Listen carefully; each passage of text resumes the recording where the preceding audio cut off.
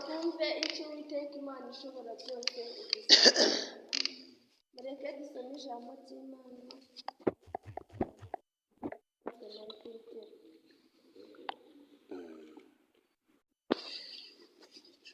Igice cya mbere turabera ku murongo wa 3 kugeza ku wa 5.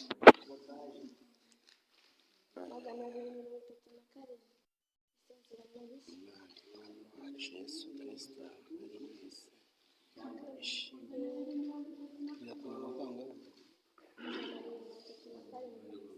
urwandiko rwa mbere rwa Petero igice cyaho cya mbere ku murongo guhera ku murongo wa 3.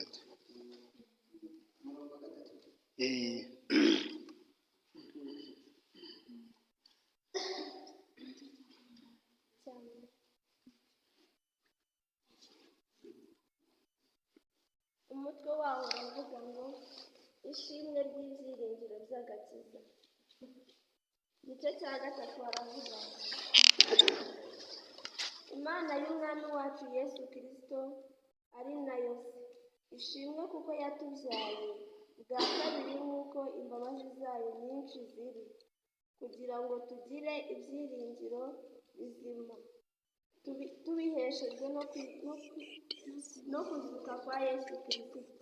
Tuzabona umurage utabasha kubora cyangwa kwandura cyangwa kugajuka,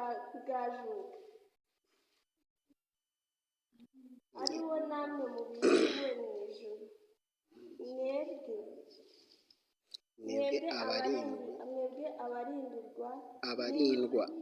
abarindwa n'imbaraga z'Imana kubwo kwizera, murindirwa agakiza kiteguwe kuzahishurirwa mu gihe cy'imperuka. Haleluya, amen. ahangaha Imana irimo iratubwira ati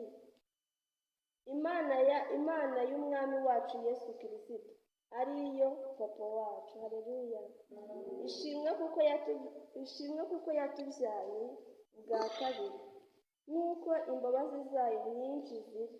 Haleluya, amen. Imana ishimwe kuko yatubyaye bwa kabiri imbabazi zayo yemeye gutanga umwana wayo Yesu Kristo akadupfira ku musaraba, akemera kuva mu ijuru mu cyubahiro cyiwe, akemera gusiga ubwiza bwiwe mu ijuru aho yari amerewe neza, akaza kuncungura nawe akagucungura. Haleluya, aho ni kubw'imbaraga z'Imana n'imbabazi zayo.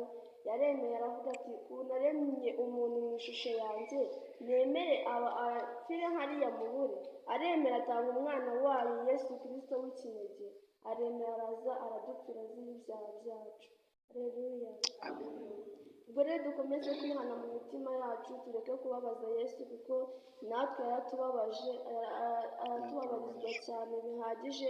Aremera arakubitwa, arashinyagurirwa, abambwa ku musaraba, akorerwa ibintu bibi cyane, ariko aremera agera ku ntego yo gucungura umwana w'umuntu. Haleluya, kugira ngo azemere atubone mu ruhande rwiwe, atumurikire Imana, avuga ati aba ni ba bandi nababarijwe, twongeye guhura mu gihugu cyo mu ijuru. Haleluya, ukomeze kwirinda icyaha ku buryo nawe uzabana n'Imana mu ijuru.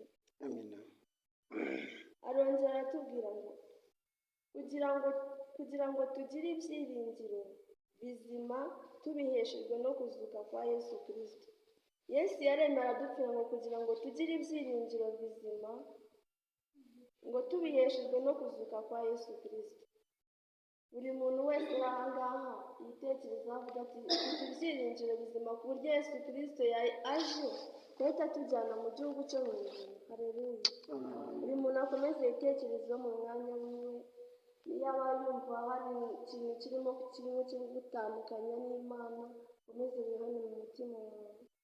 Ngo tuzabona umurage utabasha kubora cyangwa kwandura cyangwa kugajuka, ari wo namwe mwabikiwe mu ijuru. Haleluya, abantu biringiye Imana, abantu bakoreye Imana, abantu bagendeye mu nzira z'Imana neza uko bikwiye, abantu bakurikije amategeko Yesu Kristo yadusigiye, abantu mbega bubashye Imana bakayikorera, bafasha mugenzi wawe, ukirinda kujya mu by'iyi si kuko n'ubundi iyi si nta mumaro tuyibonamo, ahubwo icya mbere na mbere ni uko twagarukira Imana ngo turi n'abana bato b'urubyiruko, kuko ugiye muri iyi si nta kintu wakuramo usibye kuvanayo gusekwa n'abantu bo muri iyi si. Haleluya! ariko ugarukiye Imana nta soni n'ikimwaro wagira. ariko nzira akatubwira ngo mwebwe abarindirwa n'imbaraga z'Imana, mwebwe abarindwa n'imbaraga z'Imana kubwo kwizera murindirwa agakiza kiteguwe kuzahishurirwa mu gihe cy'imperuka. Haleluya! ahangaha Uwiteka Imana ari kutubwira ngo mwebwe abarindwa n'imbaraga z'Imana, twebwe abarindwa n'imbaraga z'Imana. Haleluya! Amina. ngo kubwo kwizera ngo turindirwa agakiza kacu. Haleluya! ngo kiteguwe kuzahishurirwa mu gihe cy'imperuka. mbese uko uri aha ngaha nawe uri kumva mu mutima wawe harimo agakiza gahagije ku buryo uri kwitegura ko kazahishurirwa mu gihe cy'imperuka. komezaho witekereze urebe niba agakiza kawe kazahishurwa mu gihe cy'imperuka. Haleluya! komeza witekerezeho uvuga ati si Mana, ubu umutima wanjye ibyanara nakoze byose, urebe niba wageze aha ngaha mbere ya byose, niba wabanje kwiyeza. Uwiteka Imana akomeze kutubabarira n'ukuri, akomeze kudukomereza mu buntu bwayo. Haleluya! kandi ngo dukomeze kwizera Imana kuko Imana ariyo ishobora byose. Ijambo ry'Imana riri mu Baheburayo igice cya 12 n'umurongo wa 14 bijya bikunda kumfasha cyane, naba ndi ku ishuri, naba ndi mu rugo, naba ndi ahantu hose. Riravuga ngo tugire umwete wo kubana n'abantu bose amahoro, kandi tugire n'uwo kwezwa, kuko utejejwe atazareba Umwami Imana, kandi hatagira umuzi wo gusharira uwumera muri twebwe, hatagira n'uwugusha mugenzi we. Haleluya! ngo tugire umwete wo kubana n'abantu bose amahoro.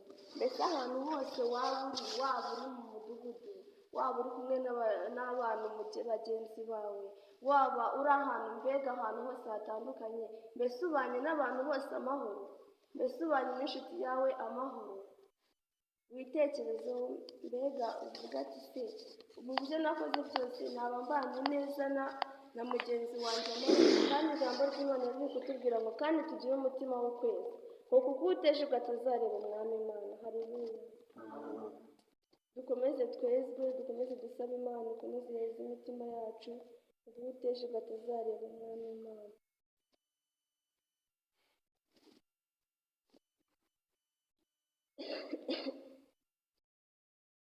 reka dusenge kubwira ijambo ry'Imana, kuko buri muntu wese abanze yitekerezeho, arebe mu byo akora byose, yigenzure mu mutima we niba abanye neza n'abantu bose amahoro, kandi turusheho no kwezwa mu mitima yacu, kuko igihe kirarangiye, igihe ni nkaho cyageze, Yesu ari hafi kugaruka.